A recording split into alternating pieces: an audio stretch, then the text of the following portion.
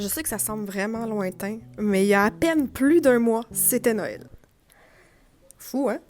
Ceux qui nous suivent assidûment savent peut-être déjà que pour Noël, j'ai offert à ma sœur des fromages à la crème aromatisés et certains d'entre vous voulaient les recettes, donc ça part. Mais là, je te dis tout de suite, c'est pas vraiment des recettes, là, c'est plus des assemblages, puis pour vrai, tu y vas au goût. Goûte au fur et à mesure que tu le fais, puis tu ajustes selon tes envies. C'est parti. Premièrement, on y va pour les fans de cornies comme nous, fromage à la crème ou cornichon à la nette, que je te conseille fortement d'utiliser pour ton prochain bagel au saumon fumé.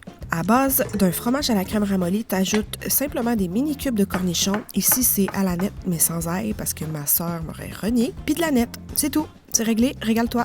Ensuite, une valeur sûre, le fromage à la crème, tomate et basilic. C'est super simple et cette fois-ci, pour de vrai, je te promets.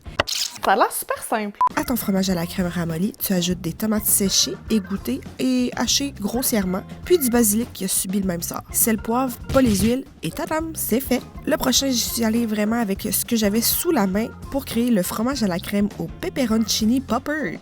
On remercie la vidéo DIY bouffe de Noël. Même principe, t'as ton fromage à la crème ramolli et hop, des pepperoncini égouttés et hachés, du bacon émietté et des oignons frits. Si t'as pas fait de petite dinde amuse-gueule récemment, tu pourrais remplacer les pepperoncini par des jalapenos ou d'autres piments forts. Le dernier, c'était vraiment 100% inspiré de ma sœur et sa passion du romarin. On y va pour le fromage à la crème au repas de dinde. J'avoue, j'ai triché et j'ai utilisé une barge de ce mélange d'épices du Trader Joe's, mais si tu voulais le faire toi-même, t'aurais juste à combiner les saveurs habituelles d'une farce de dinde, du bouillon de poulet, poudre d'ail et d'oignon, sel, poivre, curcuma, graines de céleri, sauge, thym, persil, évidemment la star du spectacle, le romarin. Je te conseille de l'ajouter frais pour te penser bonne et pour que ta cuisine sente meilleure.